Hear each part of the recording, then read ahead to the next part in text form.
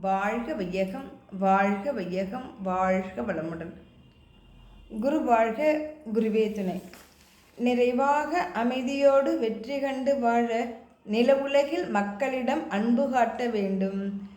குறை காணும் பழக்கத்தை விட்டுவிட்டு நல்ல குணங்களையே பாராட்டும் பண்பு கொள்ள வேண்டும். உறவிடமும் உணவும் பாலுறவும் மதிப்போடு உழைத்து பெற்ற அளவு முறையோடு தூய்க்க வேண்டும். மறைபொருளாம் மெய்ப்பொருளை அறிய அருட்குருவை மதித்து தவம் அறம் கற்று பற்றி வாழ வேண்டும். நிறைவாக சந்தோஷமாக ஆனந்தமாக வெற்றியோடு வாழ்வதற்கு இப்பூமியில் உள்ள மக்கள் அனைவரிடமும் அன்போடு இருக்க வேண்டும். குறையில்லாத மனிதனில்லை.